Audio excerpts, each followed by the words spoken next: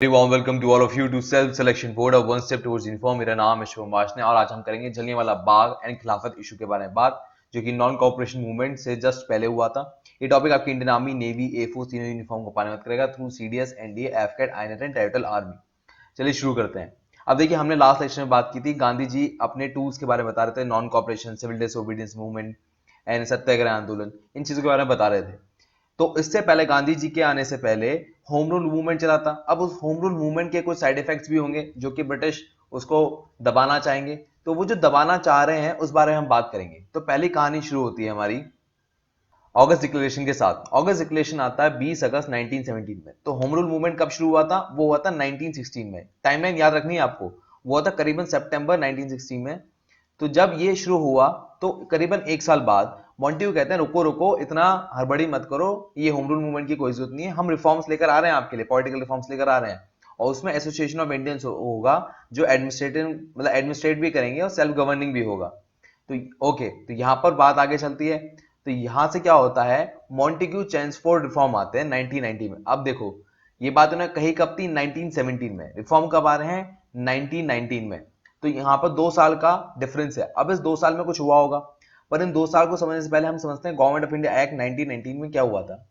उसमें हुआ था कि जो लेजिस्लेटिव काउंसिल है उसको हटाकर एक अपर हाउस लोअर हाउस बना देता है। जैसे आज हमारी लोकसभा और राज्यसभा है, वैसे ही बना दिया था। और जो मेजोरिटी ऑफ मेंबर थे इसमें चूजन जो हो रहे थे वो डायरेक्ट इलेक्शन के थ्रू हो रहे थे। और इसमें एक सबसे अच्छी बात ये थी कि डेरार्की सिस्टम आ गया था।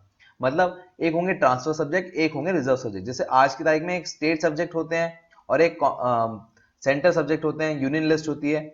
वैसे ही यहां पर कुछ कर दिया गया था जिससे एडमिनिस्ट्रेशन थोड़ा अच्छा हो जाए। पर यहां पर इंडियंस के लिए इतना बेनिफिशियल नहीं था, बस नाम का पार्टिसिपेशन हो रहा था। तो यहां तक आपको बात याद रखनी है। अब ये जो एक्ट आया मॉन्टेग्यू चेम्सफोर्ड रिफॉर्म, ये कुछ पसंद नहीं आया। तो उसके बाद आपका रोलेट एक्ट भी इसी के बीच में पास हुआ था। वो पास हुआ था होम रूल मूवमेंट को रोकने के लिए। मैंने आपको बताया था 1917 से 1919 तक 2 साल खाली पड़े थे। तो ये 2 साल के बीच में होम रूल मूवमेंट काफी इग्नाइट हो रहा था और देश में और भी काफी गतिविधियां चल रही थी। तो उस चीज को रोकने के लिए लाए गए रॉलेट एक्ट। रॉलेट एक्ट क्या कहता है कि एनार्कियल एंड रिवोल्यूशनरी क्राइम्स एक्ट सामने लेकर आता है। उसका मतलब क्या होता है कि कोई भी सरकार के खिलाफ कुछ भी कर रहा हो तो वो जेल में कर दिया जाएगा, बिना किसी ट्रायल के, बिना किसी कन्विक्शन के। और यहां पर प्रेस पे भी कंट्रोल रखना शुरू हो गया। अब यहां पर जो आते हैं हमारे, यहां पर आते हैं गांधी जी। गांधी जी कहते हैं कि देखो, हमें पहले सत्याग्रह को समझना होगा, सत्याग्रह है क्या। हम ऐसी लड़ाई करना शुरू नहीं कर सकते जब तक हम अपने हथियार को समझे नहीं। तो फरवरी 19 में वो समझाते हैं, देखो सत्याग्रह का मतलब है कि हम आराम से सच को समझाएंगे और उसको एहसास कराएंगे तू गलत है और तुझे ये चीजें छोड़ देनी चाहिए। और इसमें इनका एम क्या था, जो पीजेंट्स हैं मतलब फार्मर्स हैं, पुअर हैं और विलेजर्स हैं, उनको साथ में लेके चलना है, ना खाली अर्बन लोग जो अमीर लोग हैं उनको। इसके बाद इन्होंने न्यू एनर्जी पास ऑन की, क्योंकि जो यहां पर ये जिस काम से वो कर रहे थे, जैसे मैंने आपको बताया था चंपारण ये सब, तो उस एनर्जी को इनको ट्रांसफर करना था कि देखो हम सब मिलकर कर सकते हैं, ऐसी कोई बात नहीं कि अंग्रेजों को हराया नहीं जा सकता। और यहां पर पॉलिटिकल अवेकनिंग की और हड़ताल शुरू करी इन्होंने 8 अप्रैल को पहली बार। तो सत्याग्रह स्टार्ट हुआ पहली बार 8 अप्रैल को। इसी के पैरेलल अमृतसर में क्या हो रहा था कि जो लेफ्टिनेंट गवर्नर थे पंजाब के, उन्होंने ब्रिगेडियर जनरल डायर को बुलाया, कहा कि एडमिनिस्ट्रेशन पे जरा यहां पर सुधार लाओ और मैसिव जहां भी प्रोटेस्ट हो रहा है उसको जरा हैंडल करो। जनरल डायर ने बैन कर दी सारी मीटिंग एंड प्रोटेस्ट, एंड सभी जो पॉलिटिकल लीडर्स थे उनको इम्प्रिजमेंट कर दिया गया विदाउट एनी सबूत, गवाह और कुछ भी। यहां से जब आगे चलते हैं तो वो देखते हैं जलियांवाला बाग में उनको इंफॉर्मेशन मिलती है कि बहुत सारे जो हिंदुस्तानी है वो एक जगह इकट्ठे हो गए। इकट्ठा होने का रीजन ये था कि जलियांवाला बाग में एक महोत्सव बन रहा था, या कहूं एक मेला टाइप का चल रहा था। तो उसमें वहां बहुत सारे लोगों को गोलियां चला देते हैं। उस गोलियां चलाने का रीजन उन्होंने सिर्फ इतना दिया कि वहां पर कुछ लोग ऐसे थे जो सफीउद्दीन किचलू और डॉक्टर सत्यपाल जो हैं उनके जेल जाने के खिलाफ प्रोटेस्ट कर रहे थे। तो इस बात पे उन्होंने, जनरल डायर ने गोलियां चलानी शुरू कर दी। अब वहां पर सीन क्या था, देखिए ये जलियांवाला बाग था, आप देख सकते हैं कि 3 तरफ से एंट्रेंस ब्लॉक है। अब इन 3 तरफ से एंट्रेंस ब्लॉक है तो यहां पर जनरल डायर के सिपाही आते हैं और सबको गोली मार देते हैं। कुछ लोग इनमें से बचने के लिए कुएं में कूद जाते हैं और कुएं में ही उनकी मौत हो जाती है। ये सब जब मैसेकर देख चुके होते हैं तो जनरल डायर के खिलाफ कई सारी बातें होती हैं, उनको सीधे इंग्लैंड वापस भेज दिया जाता है कि यहां से तुम निकलो। अब यहां से क्या होता है, जो रविन्द्रनाथ टैगोर होते हैं वो अपना नाइटहुड, जैसे आज हमारे पास भारत रत्न है ना, वैसे ही अंग्रेज उस टाइम नाइटहुड दिया करते थे, तो नाइटहुड को रिटर्न कर देते हैं वापस अंग्रेजों को। कहते हैं इसके खिलाफ कि जो ये नाइटहुड मिला है इसका मतलब ही क्या रहा जब मेरे अपने लोगों को बेवजह गोलियों से मार दिया जाएगा, इस सम्मान का कोई मतलब नहीं है। 1919 में कांग्रेस सेशन होता है अमृतसर में, जहां पर जलियांवाला बाग हुआ है। जो प्रेसिडेंट बनते हैं वो मोतीलाल नेहरू बनते हैं। अब यहां पर वो जलियांवाला बाग के खिलाफ विरोध करते हैं कि ये जो हुआ है ये सही नहीं हुआ, और सपोर्ट करते हैं खिलाफत मूवमेंट को। अब खिलाफत मूवमेंट क्या होता है, ये जो खिलाफत मूवमेंट है ये एक ऐसा मूवमेंट है जो पहले मुस्लिम जो थे, मुस्लिम लीग थी हमारे हिंदुस्तान में, उसने स्टार्ट किया था। इसका साथ कांग्रेस ने भी दिया और इसका साथ गांधी ने भी दिया। अब ये मिलके एक मूवमेंट बन गया नॉन कॉपरेशन मूवमेंट।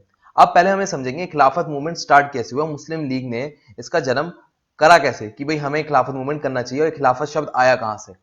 अब इसकी कहानी में अगर हम आगे चलें तो वर्ल्ड वॉर 1 चली थी, जिसमें ब्रिटिश और तुर्किश एम्पायर अपोजिट साइड में थे। तो इसमें तुर्किश एम्पायर हार जाता है। तुर्किश के जो सुल्तान होते हैं खलीफा, उनको मुस्लिम अपना रिलीजियस लीडर मानते हैं और कहते हैं कि जो खलीफा से तुमने अपनी जमीन, खलीफा से जमीन छीनी है ना तुमने, अरब लैंड जो छीनी है, वो सब उन्हें वापस करो और यहां पर उनको वापस रिस्टोर करो।